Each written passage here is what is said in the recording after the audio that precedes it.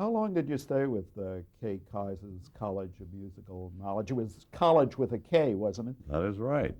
I stayed 1 year, and I got I guess, an offer to do a half-hour show with Victor Borge. So I went over to do that. And in Please explain who Victor Borge was. Well, Victor Borge started out on radio. He was a Danish comedian who was a fine musician. He combined music and comedy in a unique way, and he worked for a long time on radio as guest stars with, like, Bing Crosby and those kind of people. And he had an extraordinary act. You can't really describe it. He got great roaring guffaws of laughter out of music. He could play beautifully, but he would use the musical idiom to be funny, and he had a famous routine about punctuation, where he would talk and then he would do all the punctuated sounds he would make himself. He was it was a great act. And it was a very bright act, wasn't it? An intelligent act. Oh, very intelligent and very bright, and he was doing it up until a couple of years ago. And he spoke with a slight accent. Yes, he spoke, and when I worked with him, this would then be just about 1950, I guess, or 51, somewhere in there. He had been not so long in this country. He thought in Danish. He didn't think in English. In other words, this was a second language, English, and I was the producer of this show as well as the director, and I had to convince him that he should do this new material. Now, he'd had this act that he did with people that was sacrosanct. He didn't want to do his act because if he did his act, everybody would see it in America and then it would be all over.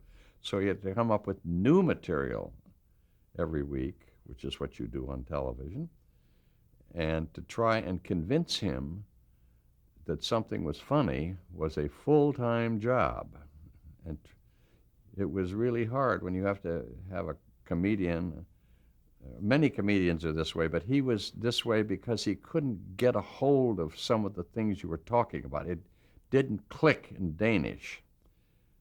Like the writers came up with an idea to do Your Hit Parade, which was a weekly television show at the time where they would play the 10 top songs of the week, and they would make little sketches out of each song.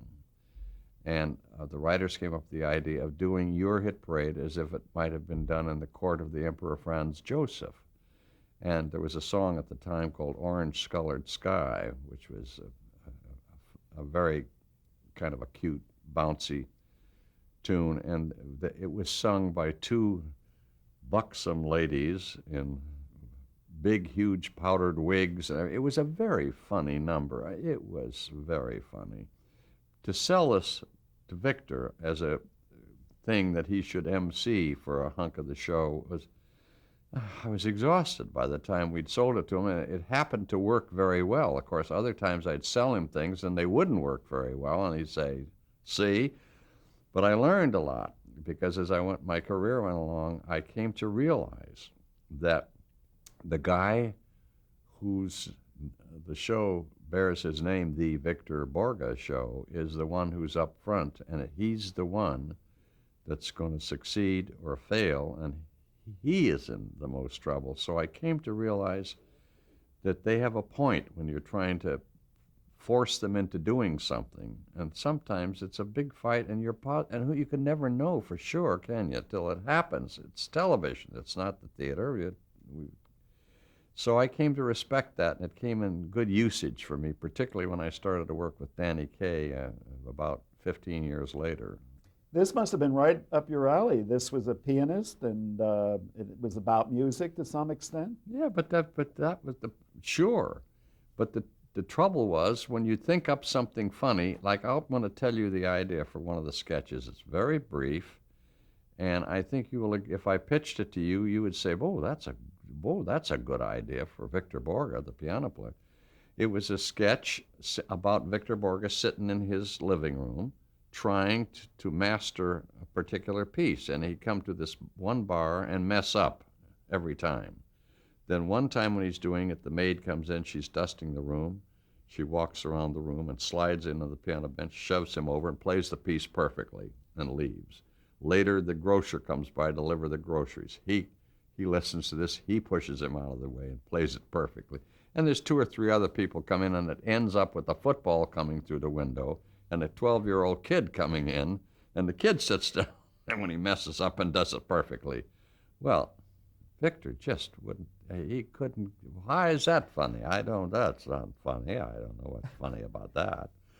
Well, we forced him into doing it, and of course it worked beautifully, and he used it on many other shows after that. But it was just so hard to create music for him, to create ideas for him, because he didn't do imitations.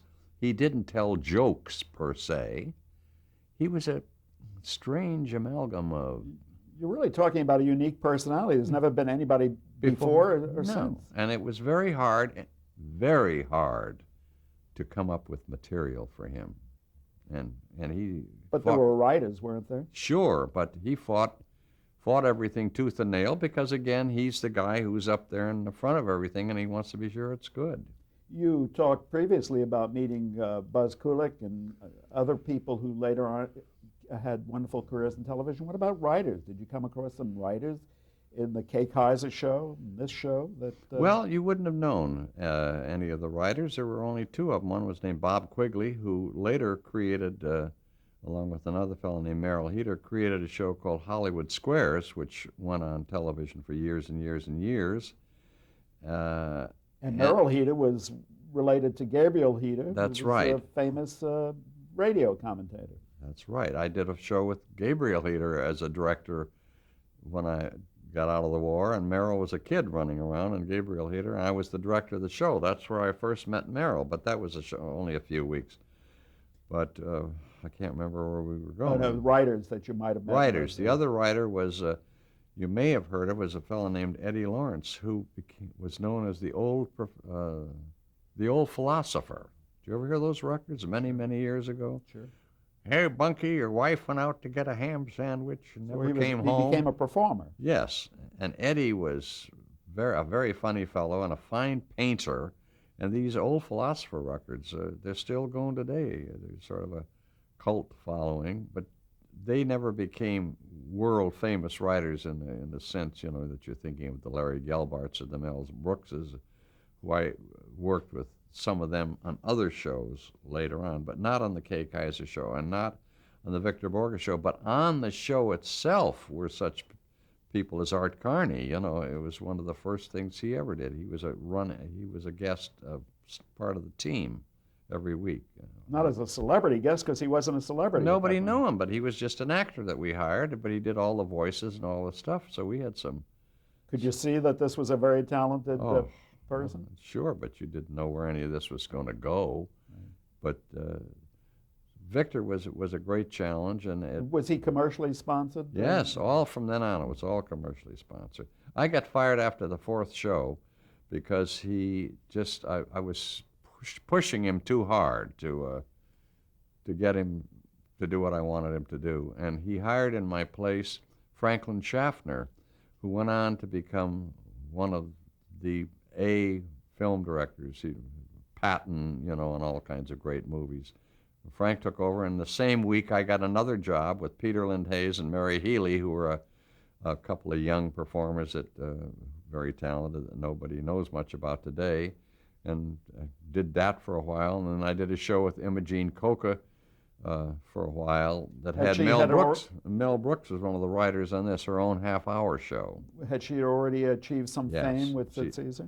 Yes, and now he went on to his show, she went on to this half-hour kind of a... sketch comedy? Yeah, it was a kind of variety show, and it ended up after we fooled around with it for a while, it ended up into a regular half-hour sitcom live. Hal March was on it, a well-known actor, announcer from the West Coast, and a theater actor named Davy Burns, who was one of the funny guys of all time, and Bibby Osterwald. It's a half-hour sitcom. And Mel Brooks was one of the writers. Somewhere along the line here, did you intend to do something with Arthur Murray, the dance teacher? Yes, that was it was a little bit earlier than what we've just been talking about. Because by now I'm directing the cameras on these shows. I finally reached my goal of being a camera director as well as a stager. I did the earliest Arthur Murray show. We ran this famous chain of dance studios. I don't know whether they're still going, but they were just, they were big. And Arthur Murray was this rather a strange monk-like man with a bald head and a rather hooked nose and thin, and his eyes were very close together, and he was like a little ferret running around. I don't know. So, but if I get a chance to direct the cameras, I'll do anything. So I went over there, and over a period of some weeks and months, we evolved the show where his dancers, his lady teachers and men teachers would dance, and he would come out and dance with his wife, Catherine, and talk. By today's standards, not a good effort. And we'd done all this work, and it was the day of the show. And we were in the day before the show. We were in the rehearsal hall, which was part of his studio, one of his big studios in New York. And I was going to do a run-through. I'm standing there, and I say to the choreographer, okay, action, let's do it. The dancers come in, and I'll be here. I'm holding my hands and doing all those numbers I'd seen the directors do in the movies. And the dancers came in, and Murray's standing over there watching, and he says, hold it. Could I speak to you for a moment? Yeah. Let's step outside. So we went outside. He said, I've decided not to go on television. I said, what? Not going on television. Never found out why. All this money they'd spent, all these hours of rehearsal, building the sets, everything, we never went on television. So I went away and got paid for 13 weeks, and somebody else came along and went on. He went on like 3 months later, and the Arthur Murray show with various titles, which is a 30-minute commercial for his studios, incidentally, ran for many, many years. And although he was a very stiff personality, his wife was quite the opposite, wasn't she? Yes, little Catherine was very ebullient, bouncy, and everything. Vivacious. But it was a strange kind of teaming for heading up a TV show by today's standards. I thought even by the standards then it was a little weird, but he was the sponsor, he paid for it, he advertised his studios, and he went on for years. Tell us a little more about working with Imogene Coca. What sort of personality and performer was she? Imogene Coca, I think everyone will agree who has ever seen the Show of Shows, because that was her great moment, those moments with Sid Caesar. She's a very sweet woman, a very kind woman, very gentle, very shy, not like some of the cuckoos that she plays when you see her on the air. Very professional. I enjoyed working with her very much. She's very much like, in a way, like Mary Tyler Moore. They're both, and Carol Burnett to a degree, they're women that are really decent women that put themselves up there and on display, and yet don't scream and yell, and are professionals and do their job and really try and help in what is always a difficult problem. Doing a weekly live television show is a very difficult business, and those three women, and Immo was very much that way, and very funny and versatile as well. Great to work with. Well, she was what she was. She was an unusual looking woman, and but she did all those faces and the things, but she had great empathy. People liked her. And yet, in my own dealings with her, I found her not to have a whole lot of confidence, even though she had quite a bit of success. I would say she had very little confidence. They tell the story. I don't know whether it's true because I wasn't there, but I've heard the story so many times that when she and Sid Caesar were doing your show and shows at the announcer live, the announcer would say, Sid Caesar and Imogene Coca, and they would run to sinks at opposite side of the stage and throw up before they would come out. I don't know if that's true, but I heard it so many times that maybe it is. Had Mel Brooks left Sid Caesar and gone to work for... Yeah, well, that show was gone by then. Yeah. So he, knowing Imogene, he came over to work on her show with some other writers. Mel could never get there on time, which was tough for the other writers because they're there at 10 and they're ready to work.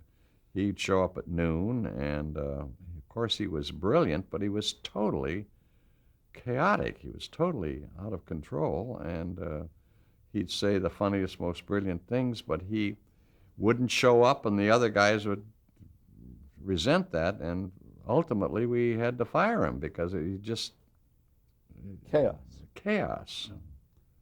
And Imogene didn't prove to be a top banana. That show is not successful. No, it was not successful. And she's not a top banana, probably, you know. It's like Carl Reiner probably wasn't a top banana. Harvey Korman, who's my dear friend, if he ever heard me say this, would probably hit me, but Harvey may not be a top banana, but with Carol Burnett and Danny Kaye, he was brilliantly funny for many years. What makes a top banana? It's that strange thing that nobody knows.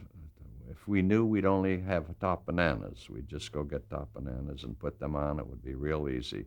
But there's that something. It's what makes a movie star.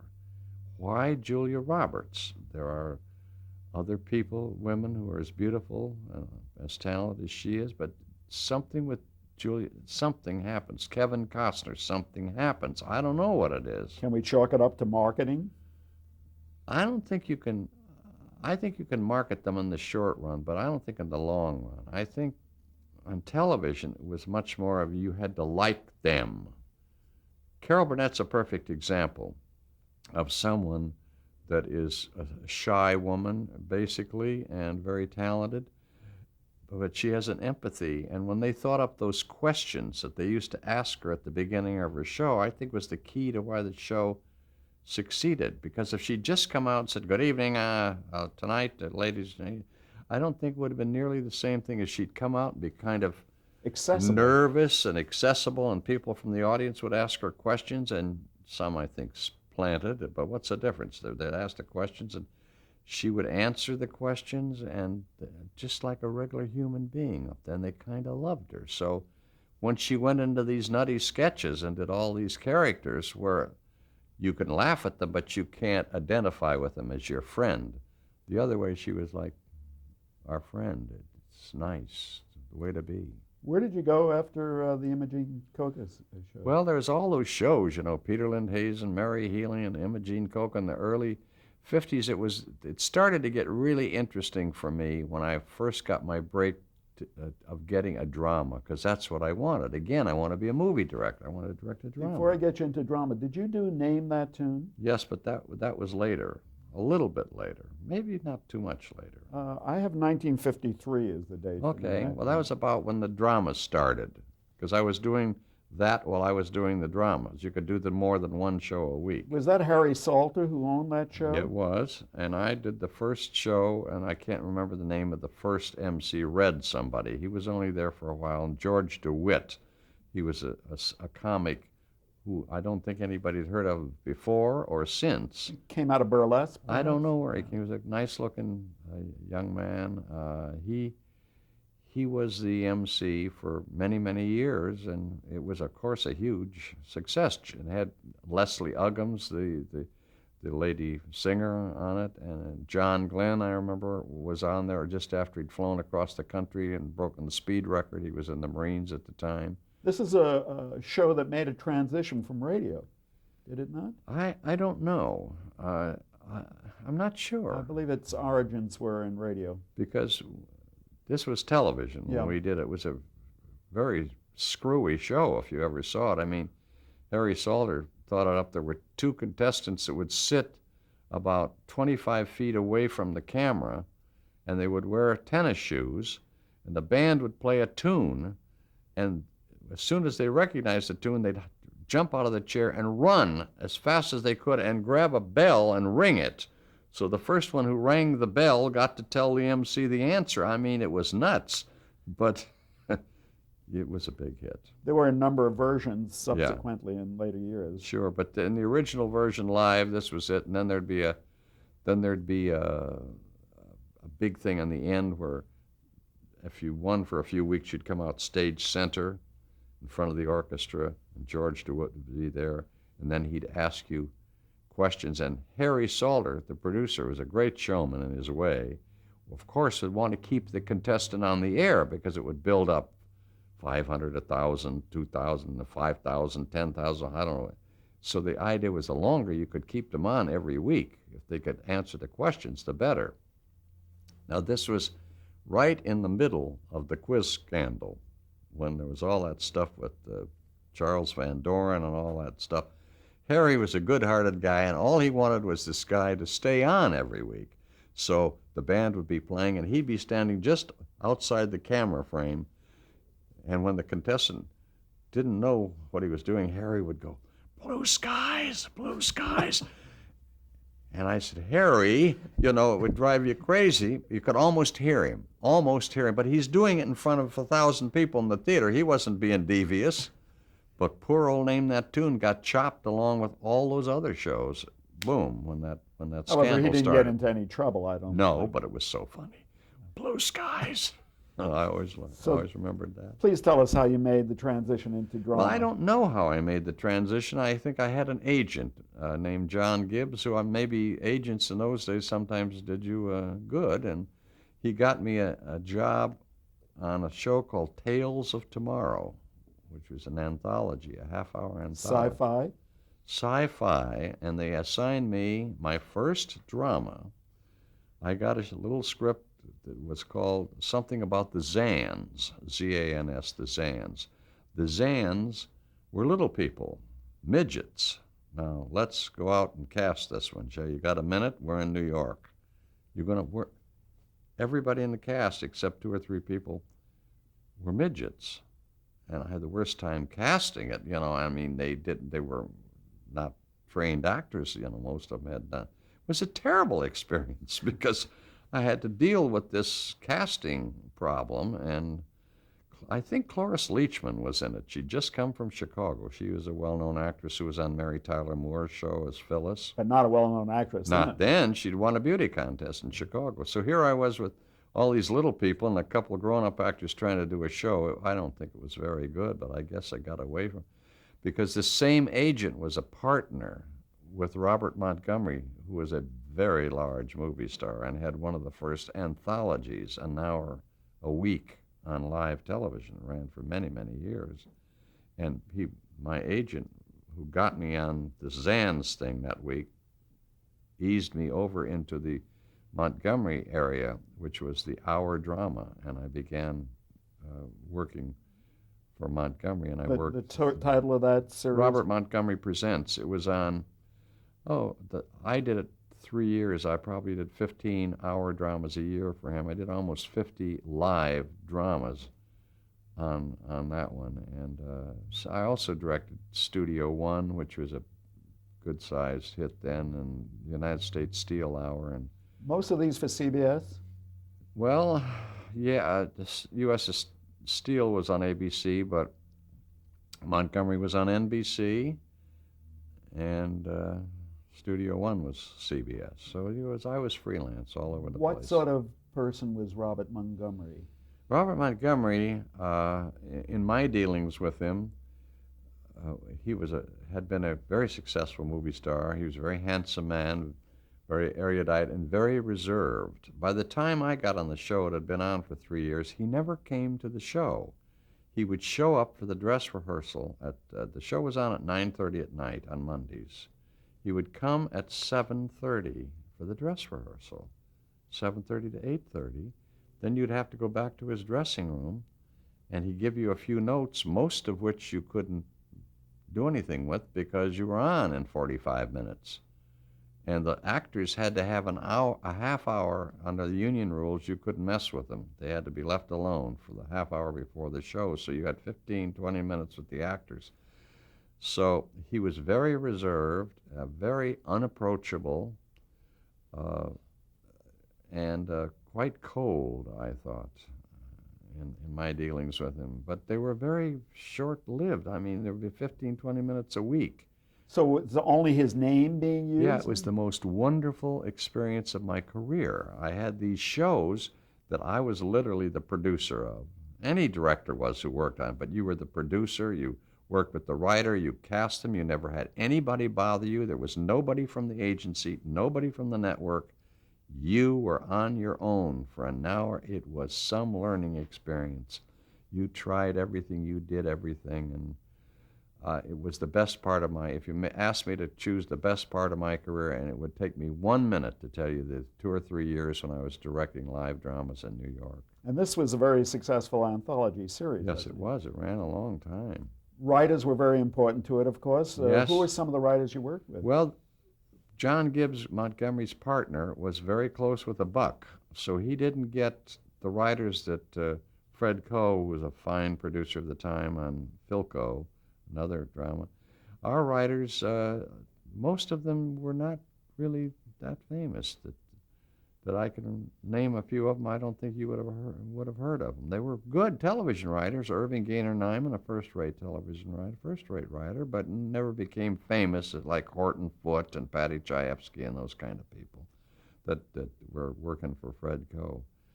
But Montgomery also, he had a character flaw in that when he did show up, I directed Jimmy Cagney, the famous movie star, in the only live drama he ever did. It was on Robert Montgomery Presents. It was called Soldier from the War Returning. And Montgomery showed up at the first reading. I nearly fainted because Montgomery and Cagney were buddies. That's how he got him.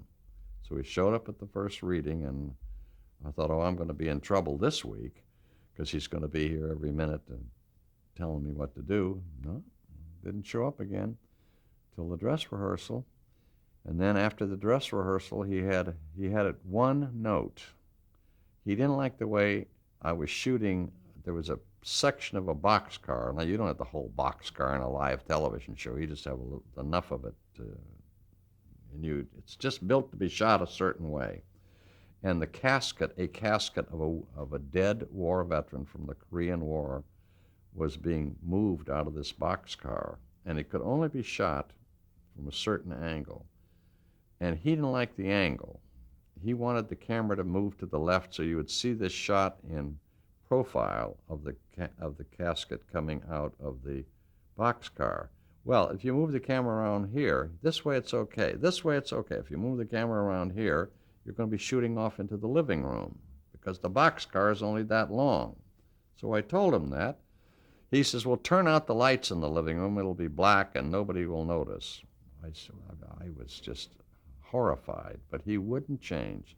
So we went on the air that way, and of course what happened on the air, I told the camera guy to turn out the lights before we got to this. It was a new cue he put in his list, and the guy on the switchboard didn't get the cue. So when the time came, the camera's over here where Montgomery wants it, and the lights are on in the living room, so you see a casket coming out of a boxcar with the living room right in the background. I mean, it was terrible. So, but nobody seemed to notice it. It was okay. You have to pause here. Thank you.